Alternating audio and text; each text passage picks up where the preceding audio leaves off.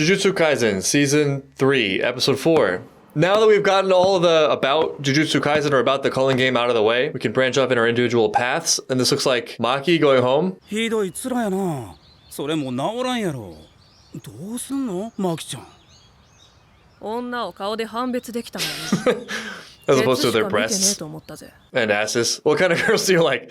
Naya, very important question for you. What is your ideal type? Maybe in another world, he's a bro. Wow, this character, Naya really straining Toto's system of character evaluation. But then again, maybe that's what he needs. Maybe he needs to discover the truth of brotherhood, something he's heretofore rejected. I don't know why, but there's so many cool things happening. There's so many arcs. We discussed so much last episode. But Maki going home is pretty interesting. It's up there for me. The reasons I can't quite explain.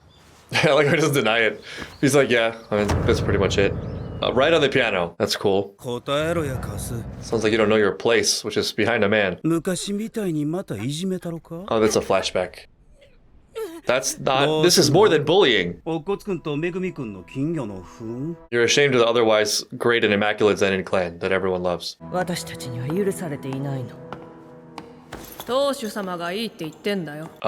doubt that. Can you do that? I mean, this could be a great benefit to us, even though it's weird. Interesting.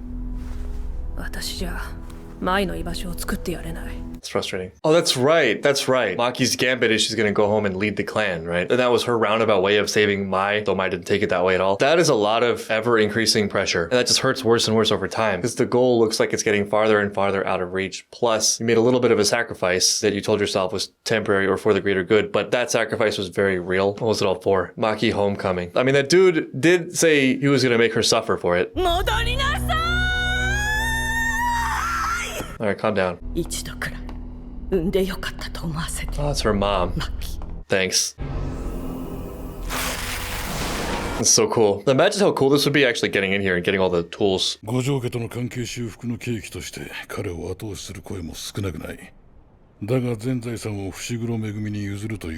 could be the end of the Zenin clan.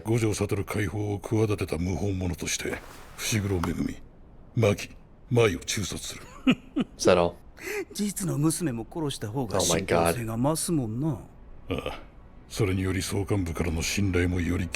These people really do not care about blood at all, in case that wasn't obvious already, I guess. Oh, so he's gonna be in the room waiting for her to kill her. Actually, does that change the color of Mom's screaming? It was pretty harsh and cold the way she said it, but maybe she knew what was waiting for her in that room. Though, like, I don't know if that's that impressive or that admirable. Like, she really did the least. It was a trap. Oh my god. Oh my god. The cursed tool, Dragon Bone. This looks like it's straight out of Demon Souls, Dark Souls. Man, imagine walking up to your father like this.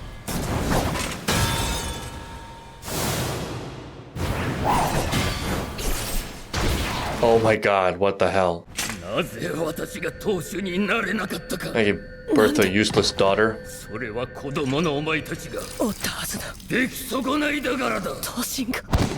What is happening? Maki didn't just die.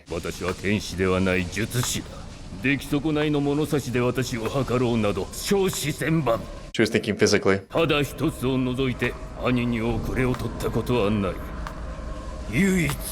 Oh. No remorse whatsoever. I don't think this is the reunion that Maki was imagining. Man, this is like the definition of thinking that your kids are for you, for your benefit. Blaming your kids, or I mean anyone really, anyone in your vicinity, anyone in your family. If you're beyond a certain age, which I mean he is, for your shortcomings, just sort of pathetic. That's so weak. Like, if it wasn't for my kids, I would have been successful. If it wasn't for my wife, like, nobody cares. Your kids who loved you, right? That was the obstacle to you being what you wanted to be. The kids that you had.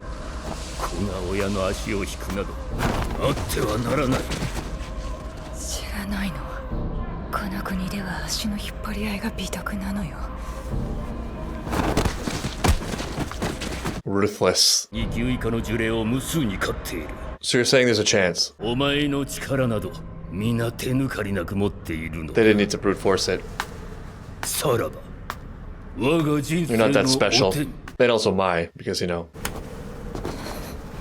What was it all for? I think that when her backstory was introduced, my initial feeling was like, the extent to which leaving home to create something of yourself is going to work is the extent to which it's about matching some vision you have that you want to live up to, and the extent to which it isn't trying to get some sort of reaction or feeling out of the clan for a bunch of reasons. I mean, one of them is just that one is more actionable than the other. Generally, I think one way of evaluating choice and goal is like how much it's pushing it back into the vicinity where one can actionate it, how much it's in one's own hands. So like when fantasizing about a goal, it doesn't really work as well to say like, I need this person to fall in love with me as it would to focus on qualities in yourself you could improve that you think would be good to improve on. And two, another reason is that a lot of the time these things turn out to be stacked games. So like whatever way you go, you're going to fail because that actually is connected to the person's goal. They want that to be the outcome. They're not actually giving you a chance. They benefit from this. You know, like in a toxic relationship, you think you can just stick it out and get over the hump and then they'll love you and they'll treat you well without realizing that actually what they're after isn't the connection with you as much as it is what they're getting out of you, which probably uses as a tool a certain level of control. So in order to continue having that sort of control, they're going to like twist whatever you do into a negative so that they can kind of keep you underfoot and continue exerting that sort of leverage because that leverage is where they want to be. That's what's comfortable and that's where they feel they stand they have the most to gain. There's no winning in some of these scenarios. I don't know if there is any like winning the Zenin clan, you know? I don't know if there is any rescuing Mai on those terms. Any element of motivation in Maki that was aimed at, I'll show them, you know, or I'll prove them wrong, or they'll come around, or they'll realize the error of their ways. They're going to regret this, you know, is maybe a fool's game. They're just going to filter whatever she does into confirmation of what they already have chosen to believe and the system that they want. It's just not the game they're playing. It is the game Maki can play. I mean, she can be better than them, but she can't force their perspective. Now maybe I get to be there for you, you fool. I hear the curses out there. Still alive. What specifically? Dad injuring us and throwing us down a stairwell? It's not going well. I think we can say that. What just happened? What did you just do to me? Why are we now on a beach? What in the Chainsaw Man? What are you doing? What are you making? No need for self-sacrifice. Because the talent is split with the birds.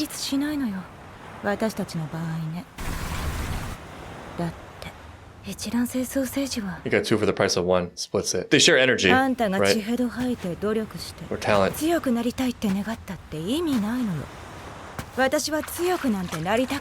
never won any of this. But what are you doing? This is so Attack on Titan. Yeah, she would never choose this though.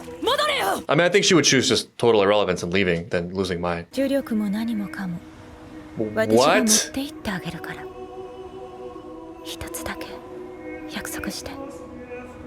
This is not, yeah, this is, we're in a dream.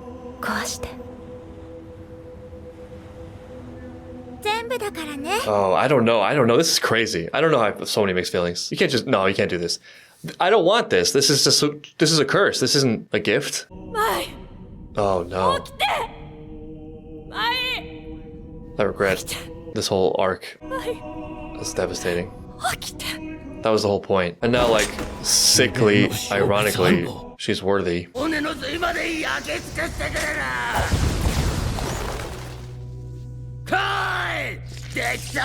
Oh, no.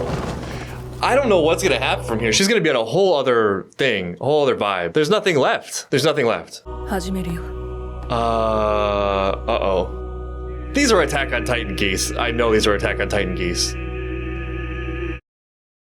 Wow. What in the hell? I can't believe Maya's gone. I mean, this feels like she's actually gone. That's such a like bitter pill to swallow because I'm pretty confident if you had laid out this path to Maki, you know, like this is where this goes if you leave here and you just trust that Mai will be all right while you go build a new world for yourself and allegedly Mai, right? But also like you sort of have your own chip on your shoulder that you're trying to deal with and that is maybe taking precedence here if I remember correctly. Lay all that out and say, well, yeah, you do that and that doesn't work. You're actually not going to prove anything. You're just going to have to kill them and you lose Mai in the process. process. I don't think she takes that bargain ever. And it's so conflicting too, because this is maybe more realistic in a way. Like the Zenin clan, they're just not going to come around. You can't reason with them. You're not going to like make Naoya, for example, re-examine his views on women. Your dad literally just stabbed you and threw you and your sister down the stairs and left you to die. So that's not happening. Now I think we're ready to face that. But at the same time, there's something so scary about it because it's like just burn everything to the ground. That's also not like the noblest energy. Now, like if she can perfectly channel that and like keep that in the walls and attack the Zenin clan or the people who are doing harm in this world, that's one thing, but like just narratively, that's not typically how that works. Speaking of Attack on Titan, it is palpably cool and it is very exciting energy. It's easy to get behind it, but it seems like from one crisis to another. To her credit, in her very hysterical way, Mom did try to warn her. She could have phrased it more clearly, you know.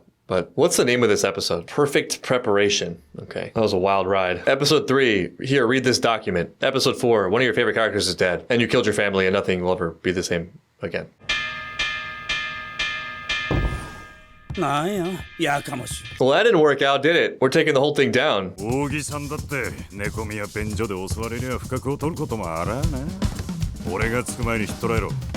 In their final moments, maybe then they might actually come around. Yeah, they're way too callous about this. Too cocky. Oh, this is so Kill Bill. Yeah, I remember that line. It would have been safer, yeah. It would have been like a very safe, dull, aching hell. I think she plans to honor this promise. This is straight out of Kill Bill, this whole thing. Yeah, I mean, even without this new My powers, I don't think they would stand a chance anyway. Watch her do a little like tornado twist. They cut up their ankles. I'm not gonna say I'm not enjoying it. It is super badass. And it went to black and white too. Yikes. Brutal. Oh my god. The speed. She just looks different. She just looks like a total monster. And the music is sort of like relief, right? Like, she's free. No more constraints. And, you know, that's a thing. It feels real good. It's seductive. There go the ankles. Oh, she's just skating! She just skated up to him. Oh my god, that's horrifying. I'm just gonna leave. I'm leaving. And the 1-inch punch. Is this gonna end today? Are we ending the Zenin clan today? When she said finish it all, she meant now? I thought like this could be a thing, you know, we can like work our way up there. No, this is happening now. May as well do it immediately. Why delay? What are we waiting for? The second best time is now. This is insane. The skating thing is horrific. Oh man, that gives me chills. I hate it, and I love it. Just skating on the blood of her enemies. Oh my god. It's very, very creative. A lot of creative kills happening. So she's gotta be like up there now, right? That was a nice touch. In terms of power level, did you leave some for me? They left all of it for him. Okay, sure. This is very Hunter x Hunter Bodhisattva blood slap. You know what would be some great irony is that like the brothers who have been established to be so out of sync with each other have no mutual power at all. It is interesting in the show how repeatedly family bonds emerges as a motif. Obviously you have Todo Yuji as one of the greatest examples of brotherhood in human history. And then this season you have Chozo, who's another brother to Yuji, whose powers are blood, as in like blood relationships, fighting against a guy who's literally talking about how his brothers are meaningless to him. And then you have this group, this clan that allegedly bears similar roots, but like not in sync at all. They're not held together by any sort of regard for each other or interest in each other's well-being, but more like there's some sort of mutually assured destruction type thing. They all want something and they're competing for the top slot. It's very hostile. Mai's father literally just tried to murder his 2 daughters, but the daughters bond, the sisters bond, their harmony in a very sad sense creates Maki, who now just seems unstoppable. This is going to be a really hard episode for all those fans of the Zenin clan, all 3 of them.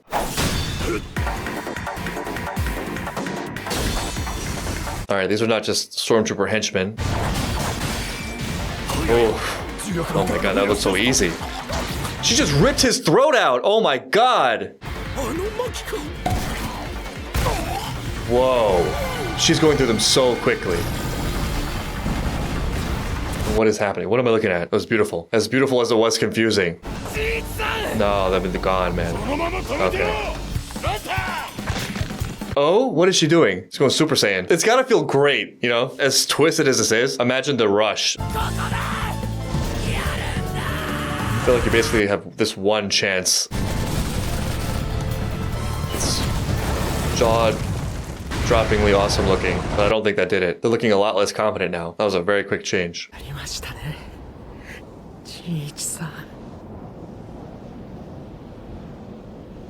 Oops. That's so humiliating. Oh no. Oh no. He may never even have known. Okay. It is. Pretty good for a woman. Imagine his strategy right now consists of like, well, she can't beat me because she's a woman. The I'm a man, you're a woman defense.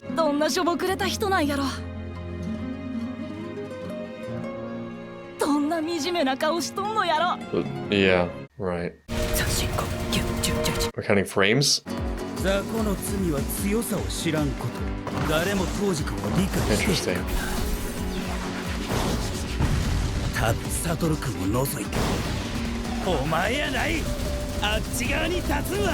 I'm the Toji here. The one that I initially thought was a loser? Okay,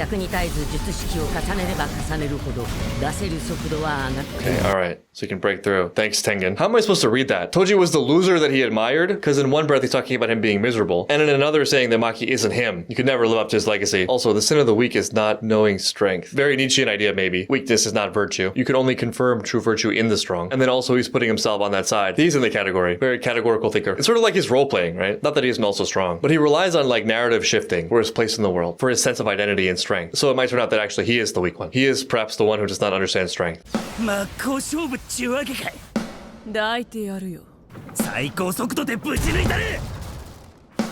He's coming right for us. So she has to match the exact timing. 24回だろ。 Yeah, she was calculating. この体になってようやく見えたよ。 To be able to distinguish between 1 out of 24 frames, oh my god, brutal. And now he's frozen, right? I mean, he may already be dead, but dead and frozen. Obliterated. I kind of liked him. She matched his frequency or whatever, wavelength. I don't think he's gonna say anything. I think he's done talking. I guess we're the leader of the Zenin clan now. お願い、聞いて。どうしてあなたは。あの時なんで戻れって言ったの？ I don't think it's all gone. I don't think she's totally Zenin in that way. Oh my god. Oh my god. This is a tough one because my gut feeling here is that mom is like very much on the surface the Zenin clan and all about that, but simultaneously has her instincts as a mother. My hindsight interpretation on that scene early this episode was like, don't go in there because you're gonna die. Now you could argue that that's very little much too late, but nevertheless, it's not outright nothing, you know? She like asked, but did not wait for the answer at all. Oh, he's alive. This guy's tough. Got real grit.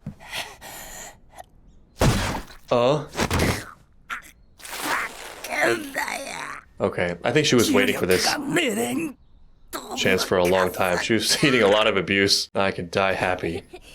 Even that has a weird, ambiguous meaning. Why? Because she's finally strong? Or because she loves them? Who knows? This is a family. Glad it all worked out, I guess. Yeah. Oh yeah, they were friends, right? Leaving her again, in a way. Wow, she really did finish the Zenin clan in an episode. That's crazy. They were such a big force. Like, I thought there's all this buildup and stuff happening and like, you know, they were going to be part of the final arc. No, they made a big mistake. Big mistake. I mean, you could argue that it's a long series of mistakes starting way back when, but this definitely was the straw, you know? This was a big catalyst. Messed up big time today. Speaking of like, if you could see the path in advance, I think if they knew what they knew now, or if they were alive to know anything, probably they just let Maki take the weapons. You can have them. Oh my god. I can't help but think that as cool as this episode was, it was somehow set up to be even better by the previous episode, which was just like a textbook. It's like like reading the instructions that came with Monopoly. And so you're like, all right, I know this is important. We got to figure this out. This will help us appreciate the rest of the Culling Game arc. And that is certainly true, but not even because it helps us appreciate the Culling Game. This wasn't even Culling Game yet. This is just Maki like ending a whole thread, tying up a whole narrative arc on her own with one of the highest kill counts ever in the show, except for Shibuya, by one crazed person who I think we easily can get behind, even though there's like a weird kind of sick feeling behind it in this amazing nonstop relentless action sequence. It's just really, really fun and shocking. It's pretty unbelievable. I also thought Naoya was going to be like a part of this arc, but his arc has concluded, it would seem. Like all the Zenins, man, where does Maki go from here now? What does she do? Like, is she okay? She's in this crazy pain-fueled trance and being compared to Toji, who, you know, we love Toji around here, but not always the greatest. They were right. We do need Panda. That would make me feel so much better if Panda were here, like unironically. I wonder if it wasn't a little bit of foreshadowing that Maki ended up with this hairstyle. I don't know. The more I think about it, the crazier this gets. It's so cool. It's such a fun episode, but there's something so devastating about it. Maya's gone. And those words, right? Why didn't you fall with me? Which I've also seen as like, why wouldn't you stay at the bottom with me? There's a world where they both could have lived. And not to put this on Maki, this was the Zenin clan and their family, like literally their blood family that is to blame here. And that's probably the most important way to judge this. Like Maki was doing the best she could in a bad situation. But just in terms of oneself thinking about and reflecting on the situation, and as a sequence of cause and effect, Maki's leaving, presumably at least in part for my sake. To have it end this way is hard. But then also with the bittersweet element of my kind of reconciling with Maki and in her way asking her to like rise to whatever it is she's trying to rise to, making the ultimate sacrifice for her. Again, you know, it's such a twisted but also beautiful mix of things. And now I guess the Culling Games begin. Good to have new Maki as an ally at least.